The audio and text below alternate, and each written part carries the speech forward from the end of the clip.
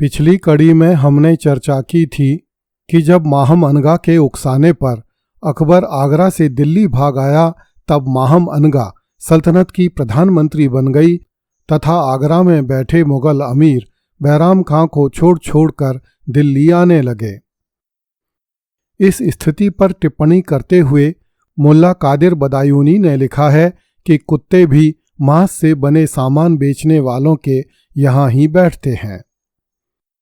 जब अकबर ने बैराम खां को पदच्युत किया तो बैराम खां के सलाहकारों ने बैराम खां को कई तरह के सुझाव दिए। अधिकतर अमीरों का विचार था कि बैराम खां को तुरंत दिल्ली पर चढ़ाई करके अकबर को पकड़ लेना चाहिए। मुंशी देवी प्रसाद ने अपनी पुस्तक खान खाना नामा में लिखा है कि बैराम खां ने विचार किया कि अभी बादशाह के पास बहुत भीड़ नहीं हुई है, इसलिए मैं भी दिल्ली पहुंचकर बंदोबस्त कर लूं। बैराम खां ने अपने विश्वस्त अमीरों को अकबर के पास भेजकर अनुरोध किया कि बैराम खां अपनी गलतियों की माफ़ी मांगने के लिए शहंशाह की सेवा में उपस्थित होना चाहता है, इसलिए उसे आगरा से दिल्ली आने की अनुमति दी जाए। अकबर के चाटुकार अमीरों ने विशेषकर माहम अनगा, उसके पति अत्तका खां तथा माहम अनगा के जवाई शहाबुद्दीन अहमद खां ने अकबर से कहा कि वह किसी भी हाल में बैराम खां से नहीं मिले। इस पर भी यदि बैराम खां दिल्ली आए तो बादशाह दिल्ली छोड़कर लाहौर चला जाए। कुछ अमीरों ने सलाह दी कि यदि बैराम खां लाहौर आए तो बादशाह लाहौर से काबुल चला जाए, किंतु बैराम खां से नहीं मिले। इन दोनों विचारों के विपरीत कुछ बहादुर किस्म के चाटुकारों ने अकबर को सलाह दी कि बादशाह को कहीं भी जाने की जरूरत नहीं है। यदि बैराम खां दिल्ली आता है तो शहंशाह को चाहिए कि वे बैराम खां से लड़ें और उसे पकड़कर दंडित करें।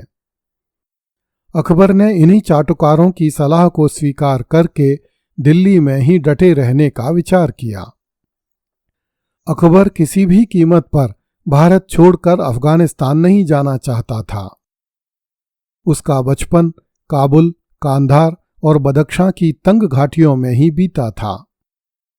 अब वह भारत के हरे भरे मैदानों को छोड़कर फिर से उन बर्फीली पहाड़ियों पर भटकने के लिए नहीं जाना चाहता था। इसलिए अकबर ने दिल्ली में ही रहने तथा बैराम खां से लड़कर उसे नष्ट करने का निश्चय किया। बैराम खां से बचने के संबंध में अमीरों द्वारा दिए जा रहे सुझावों को सुनकर अकबर को ऐसा लगता था मानो उसकी सल्तनत में दो सरकारें स्थापित हो गई हैं, आगरा में बैराम खां की सरकार और दिल्ली में हरम सरकार। ये दोनों सरकारें एक दूसरे को खत्म करने पर तुल गई हैं।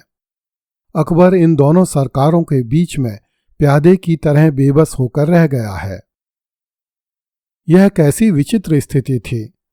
दोनों ओर की सेना में फर्जी अर्थात वजीर से लेकर ढैया अर्थात घुड़सवार और प्यादे अर्थात पैदल सैनिक तक अलग अलग थे, किंतु दोनों सेनाओं का बादशाह एक ही था।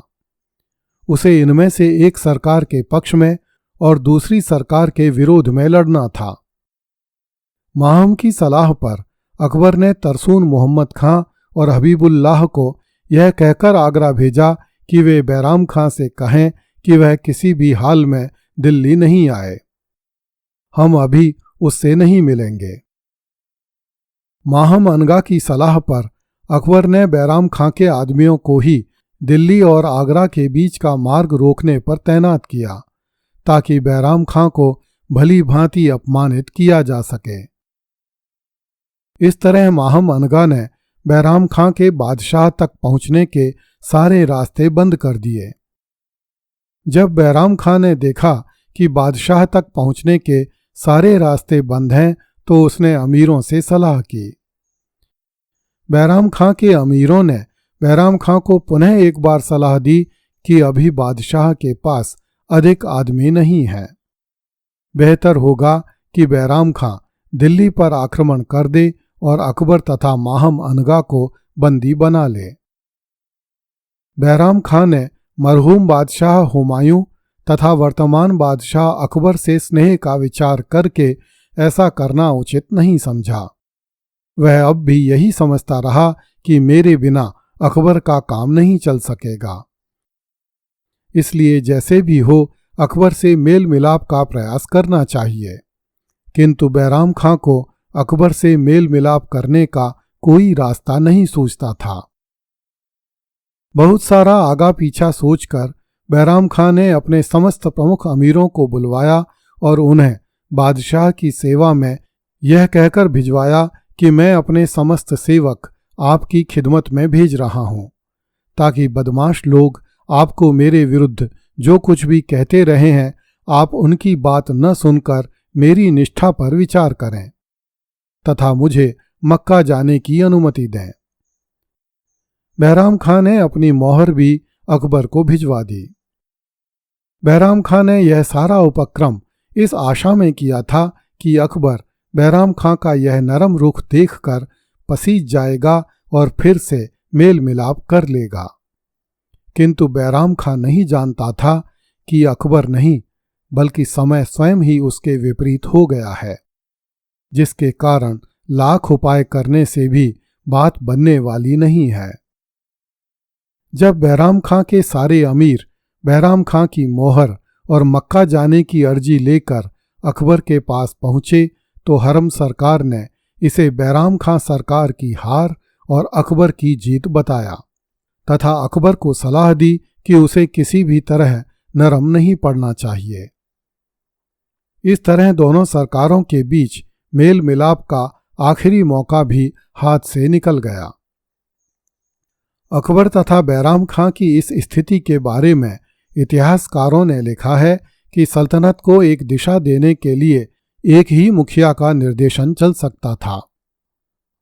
अकबर तथा बैराम खां दोनों ही प्रतिभाशाली थे। दोनों में राज्य को दिशा देने की क्षमता थी। अतः दोनों के लिए ही एक दूसरे का स्वतंत्र व्यवहार बहुत बड़ी समस्या बन गया। इतिहासकार वस्तु स्थिति का आकलन कर सकते हैं, किंतु साहित्यकार वस्तु स्थिति से भी आगे की स्थिति का आकलन कर सकते हैं। दर्शकों को स्मरण होगा कि बैराम खां ने मुल्ला पीर मोहम्मद अर्थात नासिरुल मुल्क को उसके पद से हटाकर बयाना के दुर्ग में कैद कर लिया था। तब नासिरुल मुल्क ने बैराम खां को एक कविता लिखकर भेजी थी जिसमें कुरान की एक आयत का प्रयोग किया गया था। इस कविता में कहा गया था कि यदि अल्लाह के पीछे एक अल्लाह और होता तो जन्नत और जमीन दोनों बर्बाद हो जाते। आज यह कविता अकबर और बैराम खां पर पूरी तरह से खरी उतर रही थी। सल्तनत में दो शक्तियों के होने के कारण सुल्तान तथा वजीर दोनों ही बर्बादी के कगार पर आ खड़े हुए थे। उन्हें अब कोई आसमानी ताकत ही बचा सकती थी।